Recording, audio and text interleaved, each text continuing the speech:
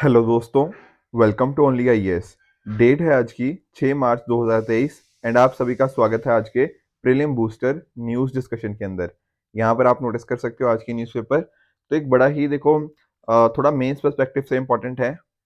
But यहाँ पर आप नोटिस कर सकते हो कि एक ना रिमार्क्स एक तरह के मेक किए जा रहे हैं कुछ माइग्रेंट वर्कर्स के ऊपर। जैसे आप जानते हो तमिलनाडु के अंदर बहुत सारी अलग अलग फैक्ट्रीज हमें देखने को मिल जाती हैं। तो वहां पर जो नॉर्थ इंडिया के वर्कर्स हैं ना, उनके ऊपर कुछ तरह के अटैक्स किए जा रहे हैं या फिर इस तरह के कुछ मैसेजेस देखे जा रहे हैं। तो कहीं ना कहीं हमारे यहाँ पे क्वेश्चन उठ जाता है कि किस तरह से हम यूनिटी एंड डाइवर्सिटी को प्रमोट कर सकते हैं। यहाँ पर साथ साथ जो फेक न्यूज़ है उसका भी मुद्दा उठता है, क्योंकि कुछ मैसेजेस इस तरह के फेक देखने को मिले हैं। तो ये सारे ही हमारे मेंस के परस्पेक्टिव से बहुत ज़्यादा इंपॉर्टेंट हो जाते हैं। सिमिलरली हमने पिछले लेक्चर्स के अंदर डिस्कस भी किया हुआ है सीबीआई के बारे में, ठीक है ना। उसी तरह से ऑपोजिशन लीडर्स ने पीएम को लिखा है कि सीबीआई हो गया, ईडी हो गया, इन सभी चीज़ों का मिसयूज हो रहा है। तो ये सारी चीज़ें भी हम ऑलरेडी डिस्कस कर ही चुके हैं, राइट। इसके साथ ही एक इम्पॉर्टेंट न्यूज़ है। देखो आप जानते हो जैसे ना अभी थोड़े टाइम पहले एक चाइना का बैलून था, वो यूएस के एयर स्पेस के ऊपर मतलब पाया गया था, यूएस वाले एरियाज में अंदर। तो काफी सारे लोगों का मानना था कि शायद इस बैलून के थ्रू स्पाइंग करी जा रही है, ठीक है ना, जासूसी करी जा रही है। चाइना चाइना जासूसी कर रहा है बैलून के थ्रू, ठीक है। ऑल्दो ये क्लेम ही था, पता नहीं अभी श्योर है या नहीं है, उसके रिगार्डिंग पूरी क्लैरिटी नहीं है।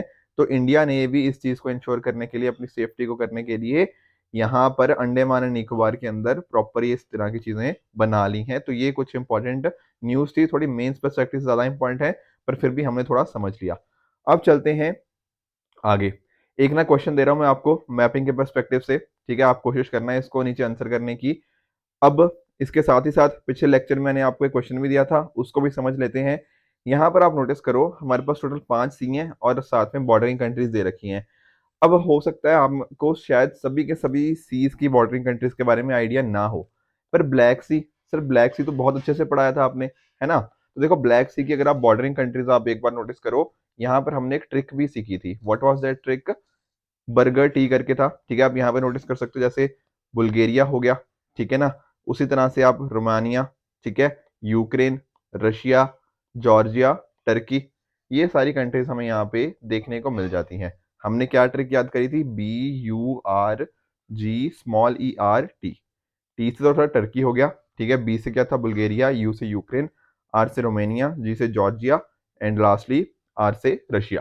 तो ये सारी कंट्रीज थी, अच्छे से याद है ना ब्लैक सी? अभी 10 दिन ही हुए होंगे अप्रोक्सीमेटली। तो अगर इतना पता होता तो पता लग जाता ना सर, क्रोएशिया तो आंसर बिल्कुल गलत है, क्रोएशिया तो इसको टच ही नहीं करता, राइट। और जैसे ही आपने सेकंड को गलत किया ना, आपके पास सीधा डायरेक्टली आंसर आ गया। एमसीक्यू की ना यही सबसे बढ़िया चीज है, ठीक है। ऑल्दो हर जगह एप्लीकेबल नहीं होती, पर काफी जगह आपको नोटिस करने को मिलेगा कि अगर आपको पांचों का आइडिया नहीं भी है, एक का आइडिया था ना, तब भी आप कहीं ना कहीं शायद आप आंसर पे पहुंच जाते। पर ये तो चलो आंसर तक पहुंच गए, ये तो मैं आपको पेपर सॉल्विंग ट्रिक्स बता रहा हूँ, पर अदरवाइज भी बाकी सारी चीजों को पढ़ना भी हमारे लिए इंपॉर्टेंट हो जाता है। तो याद करो मैंने आपको कैस्पियन सी की ट्रिक भी बता रखी थी। सर कैस्पियन सी की क्या बताई थी आपने? तारीख याद है नहीं याद है? टी से तुर्कमेनिस्तान, ए से अजरबैजान, आर से रशिया, आई से ईरान, के से कजाकिस्तान। तो ये पांचों हो गया तारीख इसके कॉरस्पॉन्डिंग। तो बिल्कुल कैस्पियन सी में क्या ये कजाकिस्तान आता है? द आंसर इज यस, ठीक है। तारीख का देखा ना हमने, के का मीनिंग क्या था? कजाकिस्तान ही तो था। तो ये बात बिल्कुल ठीक है। उसी तरह से मेडिटेरियन सी की मैंने आपको डिफरेंट डिफरेंट इसकी लोकेशन मैंने आपको प्लॉट करने की कोशिश करवाई थी। तो यहाँ पर वो पूछ रहा है कि क्या मोरक्को यहाँ पर इसके बॉर्डर को टच करता है? द आंसर इज यस, ठीक है। मोरक्को बिल्कुल इसको करता है, आपको यहाँ पे देखने को मिल जाएगा मोरक्को। तो ये बात भी बिल्कुल यहाँ पे ठीक हो जाती है। उसी तरह से एक बचा क्या? रेड सी बचा। रेड सी के सामने देखो इसने ऑप्शन क्या दे रखा है? रेड सी, सीरिया। कोई आइडिया नहीं भी होता पर कुछ बेसिक आइडिया तो है। सीरिया यहाँ पे पड़ता है, रेड सी यहाँ पर है, कहाँ से बॉर्डर टच होगा इसका? तो ये पांचवा स्टेटमेंट तो बिल्कुल ही गलत है।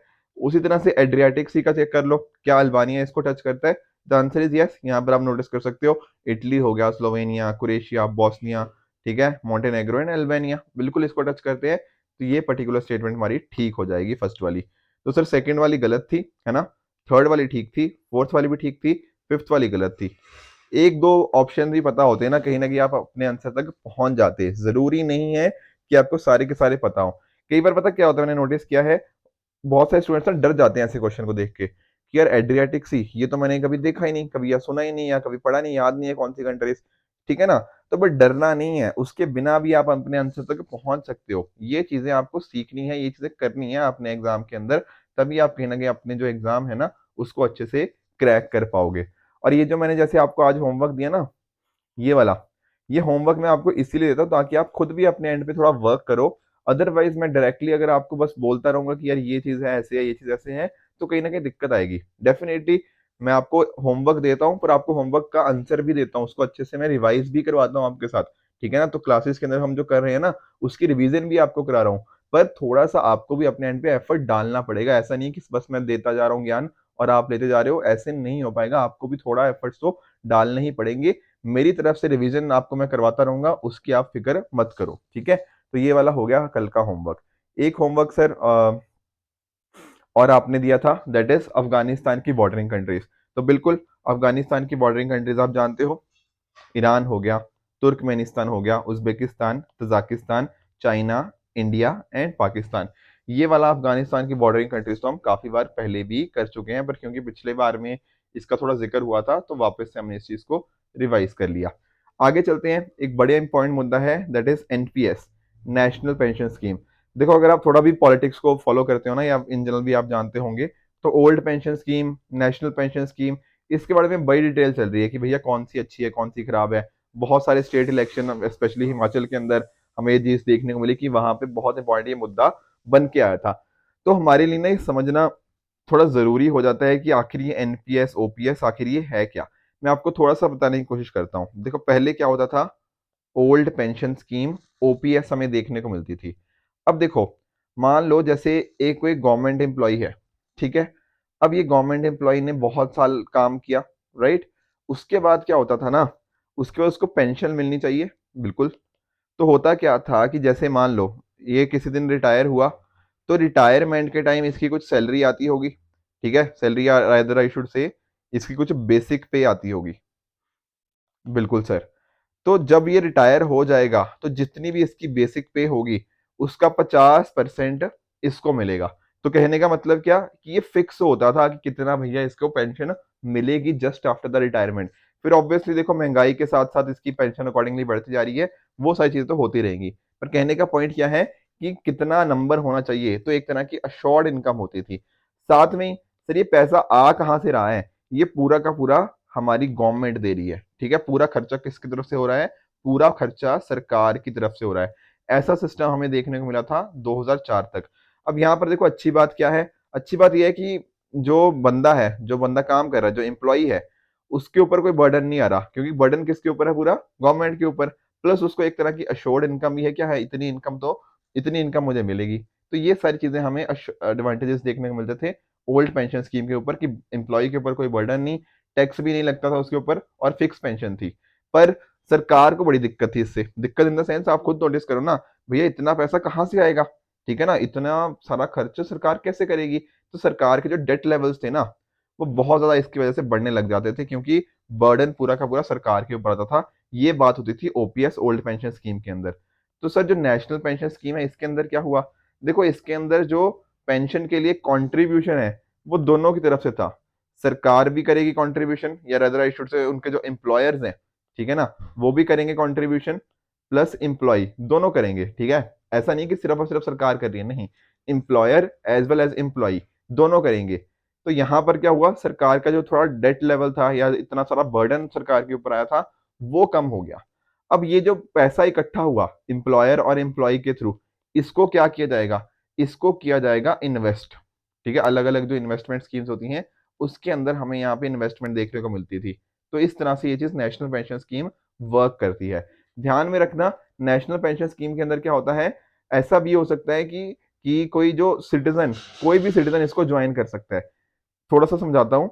ओल्ड पेंशन स्कीम के अंदर सिर्फ आप गवर्नमेंट एम्प्लॉय ही इसको जो होता था, पर नेशनल पेंशन स्कीम के अंदर कोई भी सिटीजन इसको ज्वाइन कर सकता है। तो ये चीजें देखने को मिलती हैं। अब यहाँ पे नोटिस करो, यहाँ पे नेशनल पेंशन स्कीम के अंदर आपकी इनकम एश्योर्ड नहीं है, मतलब आपकी जो पेंशन है वो एक तरह से ऐसा नहीं है कि आपको पता नहीं कितनी मिलेगी, क्योंकि मार्केट अच्छी हुई तो ज्यादा भी हो सकती है, मार्केट नहीं अच्छी हुई तो नीचे भी जा सकती है। तो कोई गारंटेड फिक्स्ड पेंशन आपको यहाँ नहीं देखने को मिलती। पर अच्छी बात क्या है, अच्छी बात है कि सरकार के ऊपर जो एक्सेसिव बर्डन था, बहुत जो मेजर इश्यूज डेट लेवल के रिगार्डिंग आ रहे थे उसको टैकल करने में यहाँ मदद मिल जाएगी। तो ये फर्क है ओल्ड पेंशन स्कीम और नेशनल पेंशन स्कीम के अंतर्गत। तो अभी सर न्यूज में क्यों है? अभी न्यूज में ये इसलिए है कि गवर्नमेंट ने डिसाइड किया है कि जो सेंट्रल गवर्नमेंट एम्प्लॉइज है उनको एक बार ऑप्शन दिया जाएगा कि अगर वो ओपीएस यानी कि ओल्ड पेंशन स्कीम की तरफ माइग्रेट करना चाहते हैं तो उसको कर सकते हैं, राइट। अब यहाँ पे अगर आपको डिटेल पढ़नी है बिल्कुल पढ़िए, बट जो समझने वाली चीज थी मैंने आपको समझा दी कि फर्क क्या है ओल्ड पेंशन और न्यू पेंशन स्कीम के अंदर। तो नोटिस कर सकते हो एक तरह का डिफाइंड कंट्रीब्यूशन होता है, कितना आप उसके अंदर कंट्रीब्यूट कर रहे हो, पेंशन और साथ साथ इन्वेस्टमेंट, दोनों चीजें यहाँ पे हमें देखने को मिल जाती हैं। एक तरह की सेविंग की हैबिट आपके अंदर देखने को मिल जाती है, साथ ही साथ एक तरह का सस्टेनेबल सोल्यूशन है। सर कैसे सस्टेनेबल? सरकार का मतलब बहुत ज्यादा खर्चा भी नहीं होगा और हर सिटीजन को कहीं ना कहीं यहाँ पे उसको पेंशन मिल सकती है। ध्यान रखना ये जो स्कीम है रेगुलेट करी जाती है by PFRDA, pension fund regulatory and development authority, जो कि किसके अंतर्गत आती है? मिनिस्ट्री ऑफ फाइनेंस के अंतर्गत अंडर गवर्नमेंट ऑफ इंडिया। हमने एक ट्रस्ट भी एस्टेब्लिश करी है, नेशनल पेंशन सिस्टम ट्रस्ट। और कोई भी सिटीजन, ठीक है, एनी इंडिविजुअल सिटीजन जो कि रेजिडेंट भी हो सकता है और ऊपर से एनआरआई भी हो सकता है, ध्यान रखना एनआरआई भी अलाउड है, within the age group 18 to 70 वो एनपीएस को ज्वाइन कर सकते हैं। तो एनआरआई भी हो सकता है, पर जो ओसीआई होते हैं या पीआईओ होते हैं और एचयूएफ हिंदू अनडिवाइडेड फैमिली, ये एलिजिबल नहीं है एनपीएस अकाउंट के लिए। तो ये सारी चीजें आपको पता होनी चाहिए। प्लस साथ ही साथ ओपीएस और एनपीएस में क्या फर्क है वो तो हमने अच्छे से समझ ही लिया। एक क्वेश्चन मैंने आपको लास्ट टाइम दिया था, काफी इजी क्वेश्चन था, सबने बिल्कुल सही आंसर दिया है। द आंसर इसका क्या था? अशोका। कि जो अपने सेक्ट रिलीजियस सेक्ट को प्रेस करता है या दूसरे सेक्ट को ब्लेम करता है आउट ऑफ एक्सेसिव डिवोशन अपने सेक्ट के, वो अपने सेक्ट को ज्यादा हार्म कर रहा है रेदर देन उसको ग्लोरीफाई करने के। तो ये बात अशोका के द्वारा करी गई थी। बहुत इंपॉर्टेंट यहाँ पे स्टेटमेंट हमें देखने को मिल जाती है। अब सर कल के लिए क्या होमवर्क है? कल के लिए पॉलिटी का क्वेश्चन आप अटेम्प्ट करोगे कि अगर कोई सेंटर और स्टेट्स के बीच का डिस्प्यूट होता है वो सुप्रीम कोर्ट की कौन सी ज्यूरिसडिक्शन पावर को शो करता है? इसका आंसर आप मुझे कमेंट सेक्शन में बताओगे। अब देखो इसके साथ ही मैंने कुछ आपको और क्वेश्चंस के भी पूछे थे। मैंने आपसे पूछा था कि इंडिया में कितनी रामसर साइट्स हमें देखने को मिलती है, तो अराउंड 75 रामसर साइट्स हमें देखने को मिल जाती हैं। इसके साथ ही एक होता है हमारे पास मॉन्ट्रियो रिकॉर्ड। अब इस तरह ये मॉन्ट्रियो रिकॉर्ड क्या होता है? देखो दरअसल में रामसर के अंतर्गत ही ना एक तरह से हमने एक और डेटाबेस मैनेज कर रहे हैं। सर किस चीज का डेटाबेस? देखो बहुत सारे ऐसे भी तो वेटलैंड्स हैं जो कि यहाँ जहां पर एक तरह से बहुत सारे मेजर चेंजेस देखने को मिले हैं। सर चेंजेस किस चीज में? इनका जो भी इकोलॉजिकल स्टेटस होता है उसके ऊपर भी तो इम्पैक्ट आता है ना ओवर द टाइम, बिल्कुल आता है। ठीक है, तो ऐसे जो कहीं ना कहीं जिनकी प्रोटेक्शन करने की ज्यादा जरूरत है, जिसके अंदर कुछ ना कुछ ह्यूमन इंटरफेरेंस की वजह से कुछ चेंजेस देखने को मिल गए हैं, उनका एक डेटाबेस मेंटेन किया जाता है अंदर मॉन्ट्रियो रिकॉर्ड। तो सर इंडिया में कौन से ऐसे वेटलैंड्स हैं जिन पे अंदर हमें देखने को मिलता है मॉन्ट्रियो? तो एक हो गया हमारा क्योलादो नेशनल पार्क। ठीक है सर, ये कहाँ पर है? ये है हमारा राजस्थान के अंदर। एंड उसी तरह से हमारे पास दूसरा है लोकटक लेक। ये कहाँ सर? ये है मणिपुर के अंदर। तो ये जो दो पर्टिकुलर है ना, ये मॉन्ट्रियो रिकॉर्ड के अंदर देखने को मिल जाते हैं। एक साथ में इंपॉर्टेंट चीज, एक ना हमारे पास चिलिका लेक भी है। ठीक है सर, चिलिका लेक कहाँ पे है? ये है भैया उड़ीसा के अंदर। ये पहले मॉन्ट्रियो रिकॉर्ड पे थी, बट बाद में इसको यहाँ से हटा दिया गया है। तो सर आज के टाइम पर टोटल दो ही हमें देखने को मिलती है मॉन्ट्रियो रिकॉर्ड के अंदर। आई होप आपको ये चीज भी अच्छे से रिवाइज होगी। ठीक है, क्वेश्चन के माध्यम से रिवाइज करोगे तो लंबे टाइम तक चीजें याद रहती हैं। अगले टॉपिक की तरफ चलते हैं, that is Kashi Vishwanath temple. हमारे प्रधानमंत्री जी के द्वारा बोला गया है कि अगर बेटर इंफ्रास्ट्रक्चर होगा उसके बेसिस पे ऊपर क्या हो रहा है कि हमारे अलग अलग जो इंडियन विलेजेस हैं वो टूरिस्ट मैप पे आएंगे। एंड अकॉर्डिंगली जैसे फॉर एग्जांपल हमें काशी विश्वनाथ टेम्पल के अंदर देखने को मिला है। देखो बहुत ही इंपॉर्टेंट टेम्पल है, आप सभी जानते भी होंगे। ठीक है, वाराणसी के अंदर हमें इसकी लोकेशन देखने को मिल जाती है। ये डेडिकेटेड है लॉर्ड शिवा को, ठीक है, बाबा विश्वनाथ को। ये पर्टिकुलर टेम्पल हमें देखने को मिल जाता है। तो जो मेन डिटी है उसको विश्वनाथ जी के द्वारा भी और विश्वेश्वरा के नाम से भी जाना जाता है। ये टेम्पल हमें देखने को मिलेगा जो गंगा रिवर है उसके वेस्टर्न बैंक के ऊपर, और 12 ज्योतिर्लिंगों में से ये एक हमें यहाँ पे देखने को मिल जाता है। यहाँ पे नोटिस कीजिएगा कि जो टेम्पल है उसमें कौन सा स्टाइल देखने को मिलता है? नागरा स्टाइल ऑफ आर्किटेक्चर। देखो मेजरली हमें तीन different different style of architecture देखने को मिलते हैं, नागरा स्टाइल, विसारा स्टाइल और द्रविड़ा स्टाइल। थोड़ा सा आप इनको रिवाइज करना कि इनमें क्या फर्क है, एक बार कोशिश करना नीचे कमेंट्स में बताने की। साथ में ही शिखर का मीनिंग क्या होता है वो भी बताना। और इसके अलावा नागरा, वेसरा और द्रविड़ा स्टाइल, इनके कुछ एग्जांपल्स देना टेम्पल्स के। जैसे मैंने एक एग्जांपल दिया ना कि काशी विश्वनाथ कौन सा है, नागरा स्टाइल ऑफ आर्किटेक्चर, इसी तरह से बाकियों के भी आप मुझे नीचे एग्जांपल दीजिएगा। यहाँ पर इस टेम्पल में हमें 3 पार्ट देखने को मिलेंगे। पहला है स्पायर। स्पायर का मतलब होता है एक तरह से जो मीनार होती है, ठीक है ना, उसको बोलते हैं एक तरह से कि जो मतलब किसी भी जगह का जो टॉल पॉइंटेड टावर होता है। इसके साथ ही एक गोल्ड डूम देखने को मिल जाएगा, एंड उसी तरह से हमें एक तरह से एक गोल्ड स्पायर और भी देखने को मिलता है on the top of sanctum. यहाँ पर ना देखो इसकी हिस्ट्री काफी थोड़ी डिफरेंट रही है, किस तरह से बार बार इसका हमें डेमोलिशन देखने को मिला है। 1194 में मोहम्मद गौर के द्वारा, ठीक है, फिर सिकंदर लोदी के द्वारा, और 1669 में औरंगजेब के द्वारा, जिन्होंने इसके ऊपर ज्ञानवापी मॉस्क को कंस्ट्रक्ट किया। पर अलग अलग टाइम्स के ऊपर इसको रीबिल्ड भी किया गया। जैसे फॉर एग्जांपल राजा मान सिंह ने इसको कंस्ट्रक्ट किया था अकबर के टाइम के ऊपर, ठीक है। फिर बाद में इसको रीबिल्ड किया गया राजा तोडरमल के द्वारा 1585 के द्वारा। उसके साथ ही 1780 में जो महारानी थी, महारानी अहिल्याबाई होलकर इंदौर की, उन्होंने इसको जो प्रेजेंट शेप है उसमें लेकर आए। तो इस तरह से बहुत हिस्ट्री रही है। प्लस साथ ही साथ जो पंजाब के महाराजा रंजीत सिंह जी हैं, उन्होंने भी 2 डोम इसके कंस्ट्रक्ट करवाए। फिर इस तरह से पूरी ये हिस्ट्री है। अब आज के टाइम पे आप जानते हो, ठीक है, हमारे प्रधानमंत्री जी के द्वारा काशी विश्वनाथ कॉरिडोर प्रोजेक्ट को लॉन्च किया गया था, ठीक है। इसके साथ ही 2022 में भी हमें देखने को मिला कि जो सैंक्टम सेंक्टोरम था, इसको गोल्ड प्लेटिंग यहाँ पे करी गई है। तो ये इंपॉर्टेंट, यहाँ पे इसकी हिस्ट्री हमारे लिए काफी इंपॉर्टेंट बन जाती है। अब ये एक क्वेश्चन दे रहा हूँ आपको, ठीक है, आई थिंक 2021 का क्वेश्चन है if I am not wrong. तो ये पूछा गया था 64 योगिनी टेम्पल के बारे में, तो इसको भी एक बार अटेम्प्ट करने की कोशिश कीजिएगा। लास्ट लेक्चर में सैटरडे को मैंने आपको एक और क्वेश्चन पूछा था रियो +20 कॉन्फ्रेंस के बारे में। देखो यहाँ तक बहुत कम लोगों ने इसका आंसर दिया है, हालांकि क्वेश्चन ये इजी है। मुझे तो ऐसा लगता है शायद ना आप लोग बीच में वीडियो देखना बंद कर देते हो, 5-10 मिनट देखते हो, क्योंकि पीछे वाले आंसर बहुत ही कम लोग देते हैं, जो वीडियो के पीछे वाले होते हैं। ट्रू फॉल्स भी बहुत कम लोग देते हैं, पर कोशिश किया करो पूरी वीडियो देखने की और सभी आंसर्स को देने की। अब यहाँ पर सर रियो +20 क्या है, देखो मैं थोड़ा समझाता हूँ। 1992 में ना हमने देखने को मिला क्या, रियो समिट। दरअसल में ब्राजील के अंदर एक जगह है रियो डी जनेरियो, वहां पर ये समिट हुआ था। रियो समिट बोलते हैं, या फिर आप इसको अर्थ समिट भी बोल सकते हो। अब ये समिट बड़ा ही इंपॉर्टेंट था। सर बड़ा इंपॉर्टेंट क्यों था, क्योंकि आप जानते हो United nation framework convention on climate change, उसके रिगार्डिंग यहाँ पे डिस्कशन हुआ। जो हमारा सीबीडी है, कन्वेंशन ऑन बायोडाइवर्सिटी हो गया, वो हमें देखने को मिला। साथ ही साथ एजेंडा 21 हम अकॉर्डिंगली हमें आने वाले टाइम्स के अंदर देखने को मिल जाता है, ठीक है। एक कन्वेंशन टू कॉम्बैट डिजर्टिफिकेशन, वो भी हमें यहाँ पे देखने को मिला। तो इस तरह से ये चीजें हमें यहाँ पे देखने को मिल जाती थी, जो जिन्होंने बहुत ही इंपॉर्टेंट रोल यहाँ पे प्ले किया। फिर उसके बाद 10 साल के बाद, यानी कि सॉरी एक सेकेंड, 10 साल के बाद यानी कि 2002 में फिर एक बार मीटिंग हुई, ठीक है। उसको वर्ल्ड समिट बोलते हैं सस्टेनेबल डेवलपमेंट के ऊपर, ठीक है। ये हुई थी कहाँ पर, जोहानिसबर्ग के अंदर। बहुत ज्यादा इसको इंपॉर्टेंट हम नहीं मानते, ठीक है, कुछ बहुत एक एजेंडा 21 जो था उसी को हमने रीफॉर्म किया था। बट अदरवाइज उसके बाद 2012 में एक और समिट हुआ।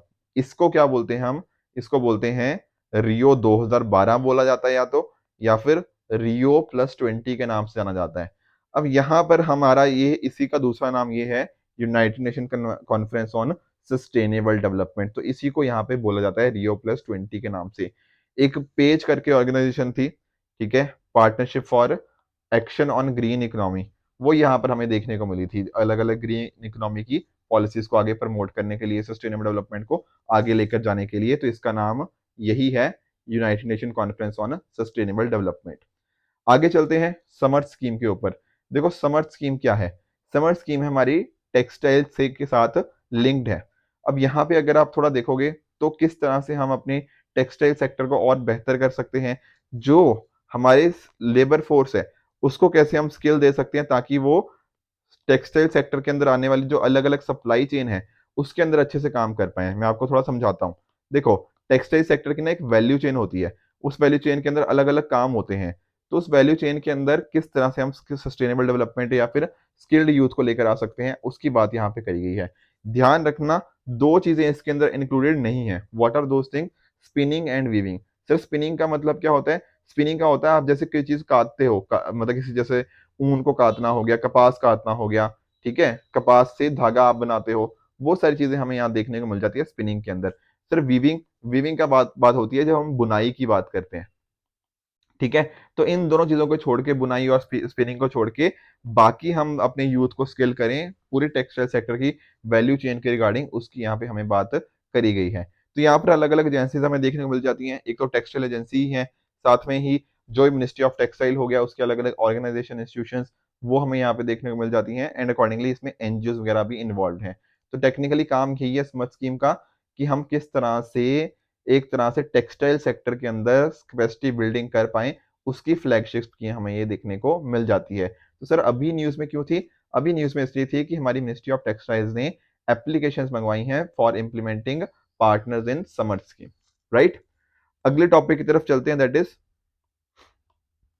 Porter prize 2023। तो जो हमारी हेल्थ मिनिस्ट्री है ना, ministry of Health and Family welfare, उसको पोर्टर प्राइज मिला है 2023 का फॉर सक्सेसफुली मैनेजिंग कोविड 19। देखो कोविड 19 एक मेजर हमें इशू देखने को मिला था दुनिया के अंदर, ठीक है, आज के टाइम भी है, पर इंडिया ने ना कहीं ठीक काम किया है। देखो आई अंडरस्टैंड कोविड की जो सेकेंड वेव थी, उस टाइम बहुत सारे लोगों की डेथ हुई है, बहुत ही अनफॉर्चुनेट इंसिडेंट था, पर फिर भी हमारे जो डॉक्टर्स की बात कर लीजिए, हमारी मिनिस्ट्री की बात कर लीजिए, उन्होंने बहुत अच्छा काम किया है। स्पेशली यहाँ पे बात करी गई है आशा वर्कर्स की, ठीक है। आशा वर्कर्स ने घर घर जाके कोशिश करी है कि हम लोगों को टेस्टिंग करवाएं, उनकी वैक्सीनेशन करी जाए। पीपीई किट्स की हमें बात देखने को मिली थी, एक अलग लेवल के ऊपर लोगों ने काम किया, ठीक है। आशा वर्कर्स ने भी अच्छा काम किया यहाँ पे। तो इंडियन गवर्नमेंट की ना अलग अलग स्ट्रेटेजीज हमें देखने को मिली थी कोविड 19 पैंडेमिक के टाइम पे। उस वजह से हम काफी हद तक कोविड 19 पैंडेमिक को सक्सेसफुली टैकल करने के अंदर हम थोड़ा सक्सेस यहाँ पे पा पाए थे। तो यहाँ पर आप नोटिस करो, ये प्राइस को अनाउंस किया जाता है द इंडियन डायलॉग, जो कि मतलब एक तरह से मतलब इस इंडियन डायलॉग के ऊपर अनाउंस किया गया था, organised by IFC, Institute for Competitiveness, और साथ ही साथ USATMC, United States Asia Technology Management Centre, उसके द्वारा इस प्राइस को अनाउंस किया गया था।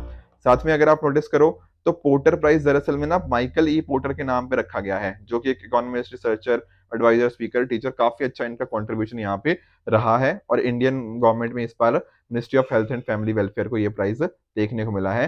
तो इस कॉन्फ्रेंस की थीम क्या थी?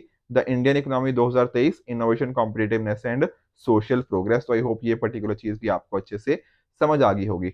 अब सर कल के लिए देखो मैं 5 क्वेश्चंस आपको दे रहा हूं, इसके अलावा भी मैंने लेक्चर के अंदर कुछ क्वेश्चन पूछे हैं, तो उनका प्लस साथ साथ इन 5 ट्रू फॉल्स का आंसर आप मुझे कमेंट सेक्शन के अंतर्गत बताओगे। कल जो मैंने बेसिकली कल मतलब सैटरडे को जो मैंने आपको क्वेश्चन दिए थे, उनका एक बार हम क्विकली आंसर देख लेते हैं, कौन सा ठीक है कौन सा गलत है। एक्सरसाइज शिन्योमेट्री क्या इंडिया और सिंगापुर के अंदर है? The answer is false. क्यों सर? क्योंकि देखो ये क्या थी, एक बाईलैटरल मिलिट्री एक्सरसाइज थी। सर किसके बीच में? देखो एक तो थी इंडिया, यानी कि इंडियन एयरफोर्स, साथ में यहाँ पे सिंगापुर नहीं है, ये जापान की एयर सेल्फ डिफेंस फोर्स है। तो इनके बीच ये देखने को मिली थी, तो इस वजह से स्टेटमेंट 1 फॉल्स हो जाएगी। स्टेटमेंट 2, अष्टमुडी लेक क्या ये फ्रेश वाटर लेक है तमिलनाडु के अंदर? सर ये भी फॉल्स है। क्यों? क्योंकि याद करो, देखो मैंने बताया था कोलम जो केरला के अंदर है, वहां पर ये देखने को मिला था, तो सेकंड फॉल्स हो जाएगा। तीसरा स्टेटमेंट, शिशुपालगढ़ क्या बीबी लाल जी के द्वारा 1948 में इसकी एक्सप्रेशन देखने को मिली थी? सर ये स्टेटमेंट बिल्कुल ट्रू है, ठीक है। याद करो थोड़ा सा, मैंने क्या बताया था, शिशुपालगढ़ क्या है, एक आर्कियोलॉजिकल हेरिटेज साइट है, ठीक है। 2500 या 2600 साल ऐसे कुछ था, ठीक है। इतने लंबे टाइम इसने सरवाइव करी है, जो हमें कहाँ देखने को मिलती है? भुवनेश्वर के आउटस्कर्ट्स में, बेसिकली उड़ीसा में हमें देखने को मिल जाती है। जो एंशियंट कलिंग था, उसकी एक कैपिटल भी हुआ करती थी। यहाँ पर आज के टाइम पर बहुत सारे ruined फोर्टिफिकेशन हमें देखने को मिल जाती हैं, तो ये बात है बिल्कुल ट्रू है। चौथा स्टेटमेंट, ईसीआई क्या मेजोरिटी के द्वारा डिसीजन लिया जाता है? The answer is true. बताया भी था मैंने आपको, एक चीफ इलेक्शन कमिश्नर और 2 इलेक्शन कमिश्नर कैसे डिसीजन लेते हैं? मेजोरिटी के बेसिस के ऊपर। पांचवा, बंदीकूट, ठीक है, याद करो रॉबर्ट एक तरह से था, तो ये बात भी बिल्कुल ठीक है। किस तरह के स्वीवर मैनहोल्स को कैसे क्लीन किया जाना चाहिए, उसके लिए ये रोबोटिक मशीन हमें देखने को मिल जाती है। तो देखो ट्रू फॉल्स के माध्यम से ना हमने पिछला लेक्चर काफी हद तक रिवाइज कर लिया। यही तरीका होता है, आप टेस्ट करो, ठीक है, क्लासेस करो, ठीक है, प्लस साथ ही साथ कोशिश करो इन क्वेश्चंस को आंसर करने की, थोड़ी टेस्टिंग हो जाएगी आपकी, फिर नेक्स्ट क्लास में हम रिवीजन तो उनकी कर ही रहे हैं। तो इस तरह से अपने अपने अपने लेक्चर्स को प्रोसीड करोगे, आई एम वेरी श्योर आप आने वाले अपने से बहुत अच्छा स्कोर करोगे, ठीक है फ्रेंड्स। तो ये हो गया आज का लेक्चर। अगर आपको इसकी पीडीएफ चाहिए तो आप मेरे Telegram channel only IAS nothing else पे जाके इस पीडीएफ को एक्सेस कर सकते हो एंड अपनी प्रिपरेशन को और भी बेहतर बना सकते हो। तो यही था आज के लेक्चर के अंदर। आई होप आपको आज का लेक्चर अच्छे से समझ आया होगा। इसी तरह से आप भी अपने एंड पे हार्ड वर्क करते रहिए। Good bye and good luck.